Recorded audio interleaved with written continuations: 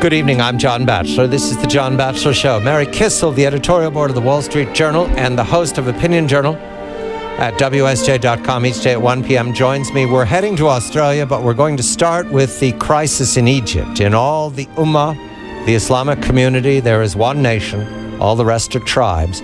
Inside Egypt, however, there are many worlds. Mary, good evening to you. Good evening, John. We welcome a colleague of yours and mine, Sam Tadros, who wrote for your editorial page, op-ed page, in this last week on the Coptic Christians. And so we begin with the question of Christianity in Egypt. The Coptic Christians, to my reading of the notes, are 10% of the population. Sam is a research fellow at the Hudson Institute, and most importantly, the new book is Motherland Lost, the Egyptian and Coptic Quest for Modernity. Sam, a very good evening to you. I begin with the tragedy that you highlight in your excellent piece in the Wall Street Journal, the end of the Virgin Mary Church. What happened? What is the significance of this church, and what happened to it during the riots of the Muslim Brothers? Good evening to you, Sam. Good evening, John, and good evening to Mary. The story of this little church that holds maybe less than 50 people underground in a small village of Minya is very much a story that reflects on the general fate of the Copts in Egypt. The church has been built in the 4th or 5th centuries, in the time of the Byzantines, when the Coptic church was separating theologically from the rest of Christendom. And historically, we know, or the ancient books tells us, that there were 23 other churches next to it, all connected through secret passages underground, built to be protected from the praying eyes of authorities. And the other 23 churches have gone. This one has remained with us until modern times, only to be destroyed in the horrible attacks that happened 8 days ago. This is a church that had ancient artifacts, that had Roman columns from the 4th century, that had things that not many churches today in Egypt have, and it was kept for all this time and finally lost to the mob.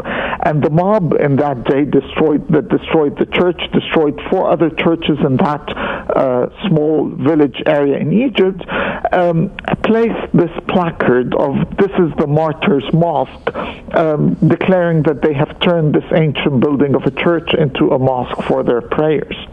Sam, you say the Copts have been leaving Egypt now for 2 years. Is that place, this exodus, at the beginning of the Arab Spring? And have we seen this level of attack in that 2-year period? Definitely, it is related to the Arab Spring. Of course, we've seen other Coptic waves of immigration in the past.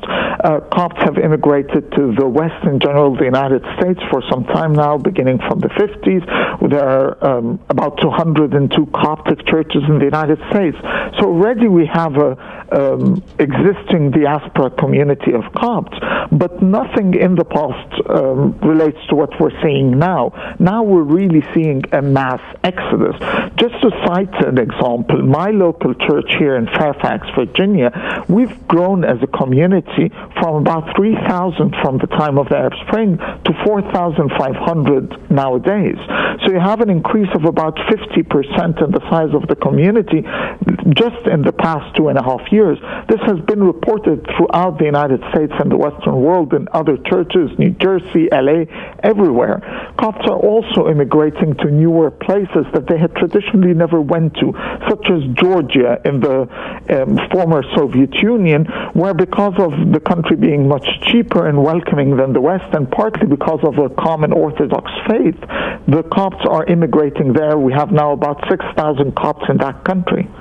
Sam, I want to connect this momentarily before we turn to breaking news events out of Egypt to something I saw. It was a striking phenomena 10 years ago when I went into Bethlehem during the siege of the church there and the action, the IDF versus at that time it was an attack by the Palestinian terrorists. What I learned is Bethlehem which we can associate with Christianity. I think everybody knows their tales of Christmas.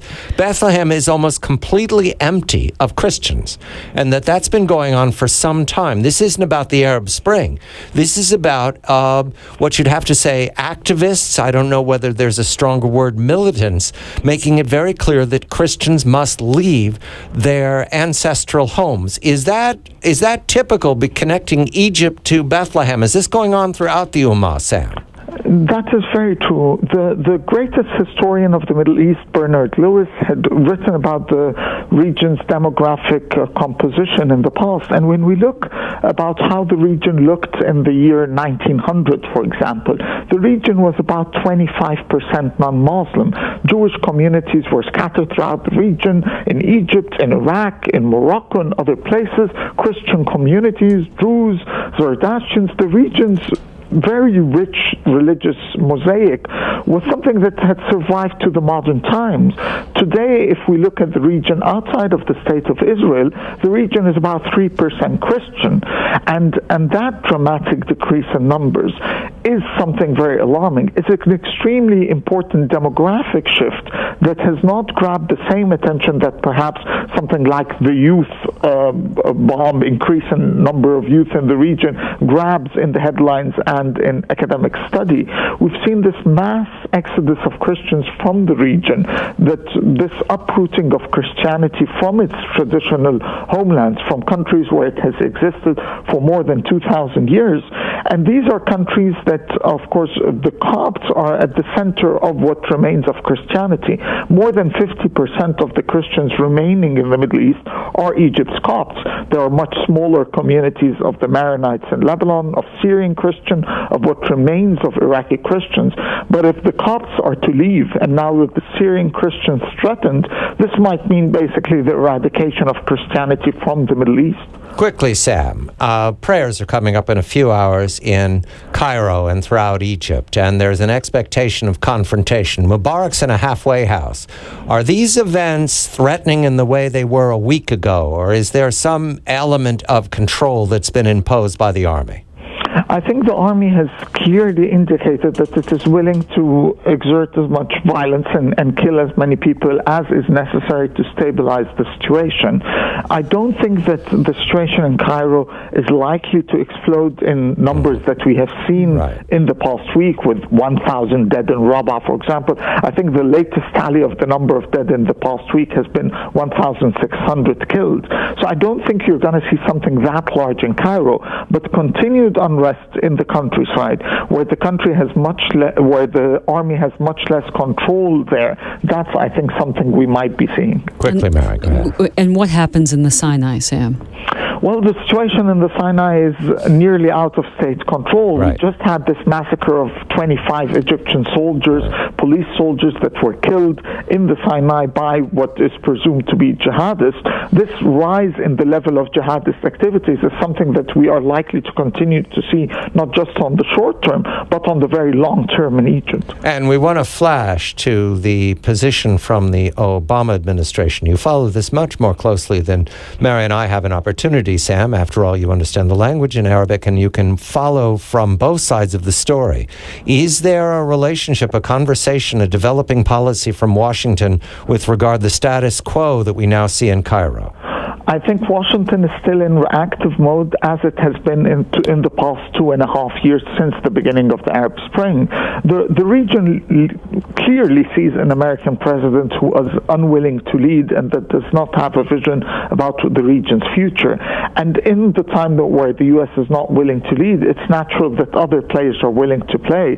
Saudi Arabia's very clear endorsement of the military in Egypt, its promises of providing financial support in the absence of U.S. and European support, is very indicative of how the region is seeing a lack of policy from Washington, which continues to be the response of the Obama administration. Mary, these are thoughts that I saw developed on your show this last week about Egypt and the Washington Obama administration mysterious policy.